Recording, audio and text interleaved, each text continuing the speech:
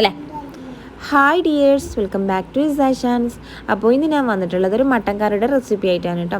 അപ്പോൾ എല്ലാവരും video skip ചെയ്യാതെ കാണാൻ, കണ്ടുകൊണ്ടിരിക്കുന്ന ടൈമിൽ ഇഷ്ടമാവുകയാണെങ്കിൽ ലൈക്ക് ചെയ്യാനും ഷെയർ ചെയ്യാനും സബ്സ്ക്രൈബ് ചെയ്യാനും ഒന്നും മറക്കരുത്.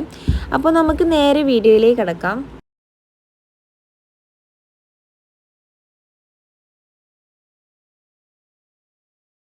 അപ്പോൾ ഞാനിവിടെ കുറച്ച് മട്ടൻ എടുത്തിട്ടുണ്ട് കേട്ടോ. ഇത് നല്ലോണം കഴുകി ക്ലീനാക്കി എടുത്തിട്ടുണ്ട്. ഇതിലേക്ക് ഒരു 4 വെളുത്തുള്ളി, അതുപോലെ തന്നെ ഒരു ചെറിയ പീസ് ഇഞ്ചിയും കൂടി ജസ്റ്റ് ഒന്ന് ചതച്ചത് ചേർത്തെടുക്കാം.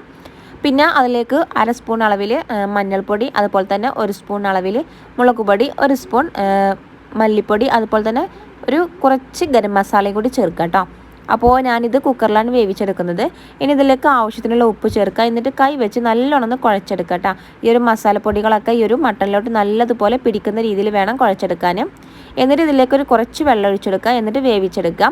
അപ്പോൾ വെള്ളം ഒഴിക്കുമ്പോൾ ശ്രദ്ധിക്കുക, ഒരുപാട് വെള്ളം ഒഴിക്കരുത്. നമ്മൾ ഈ ഒരു മട്ടനിൽ അത്യാവശ്യം വെള്ളം ഇറങ്ങി വരും. അപ്പോൾ കുറച്ച് വെള്ളം ഒഴിച്ചു കൊടുത്താൽ മതി.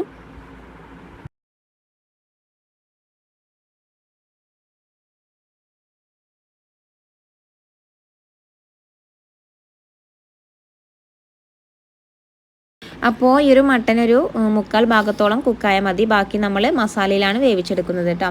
അപ്പോൾ ഇനി നമുക്കിതൊന്ന് വേവിച്ചെടുക്കാം.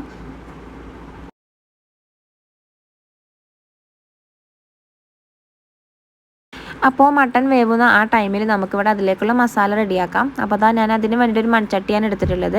അപ്പോൾ ഇത് നല്ലോണം ചൂടായതിന് ശേഷം വേണം നമുക്കിതിലേക്ക് വെളിച്ചെണ്ണ ഒഴിച്ചെടുക്കാനായിട്ട് കേട്ടോ. അപ്പോൾ ഈ ഒരു വെളിച്ചെണ്ണയിലേക്ക് ഞാനിവിടെ ഇഞ്ചി വെളുത്തുള്ളിയാണ് ചേർത്തിട്ടുള്ളത്.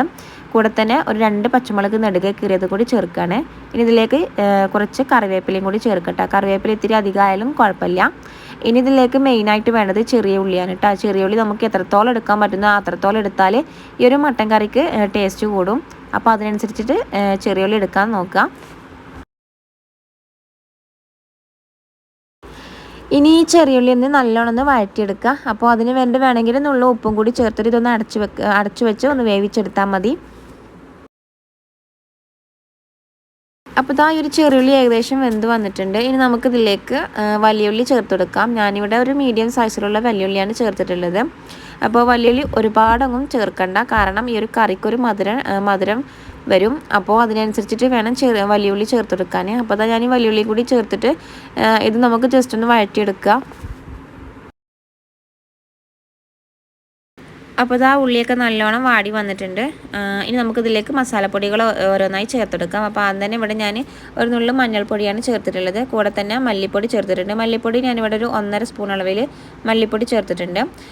പിന്നെ മുളക് പൊടി ഞാനിവിടെ കാശ്മീരി മുളക് പൊടിയാണ് ചേർക്കുന്നത്. നിങ്ങൾക്ക് വേണമെന്നുണ്ടെങ്കിൽ എരിവുള്ള മുളക് പൊടി വേണമെങ്കിൽ അതും ചേർത്തെടുക്കാം.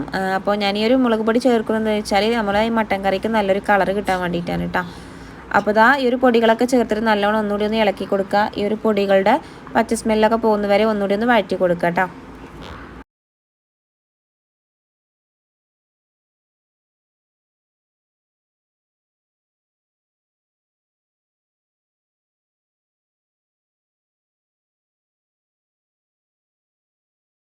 ഇനി ഇതിലേക്കൊരു മീഡിയം സൈസിലുള്ള തക്കാളിയാണ് ചേർത്തിട്ടുള്ളത് കേട്ടോ. അപ്പോൾ ഇനി ഈ ഒരു തക്കാളിയും കൂടി നമുക്ക് ഇതിലൊന്ന് വേവിച്ചെടുക്കാം.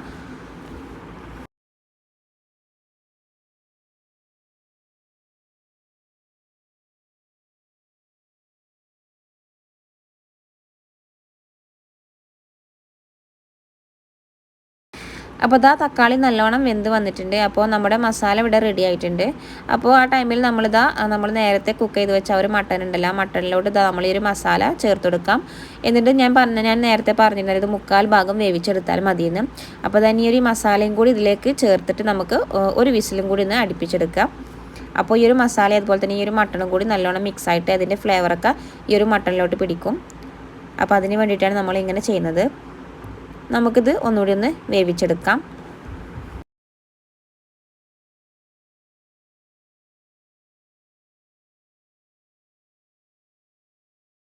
അപ്പോൾ ഇതാ കുക്കറിൽ ഞാൻ വിസിലൊന്ന് അടുപ്പിച്ചതിന് ശേഷം ഞാനിതാ ഈ ഒരു മൺചട്ടിയിലോട്ട് തന്നെ മാറ്റി കൊടുത്തിട്ടുണ്ട്.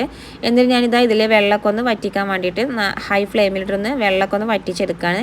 ഇത് ജസ്റ്റ് ഒന്ന് കുറുക്കിയെടുക്കുകയാണ് ചെയ്യുന്നത് കേട്ടോ. നിങ്ങൾക്ക് വേണമെങ്കിൽ കറി മാതിരി ആക്കണമെന്നുണ്ടെങ്കിൽ അങ്ങനെയും ചെയ്യാം. അപ്പോൾ ഞാനിതൊരു ഗ്രേവി ടൈപ്പിലാണ് ആക്കിയത്. അപ്പോൾ ഇതാ ഇതിലേക്ക് കുറച്ച് മല്ലിയില അതുപോലെ തന്നെ കുറച്ച് കറിവേപ്പിലയും കൂടി ഇട്ട് കൊടുക്കുകയാണ്.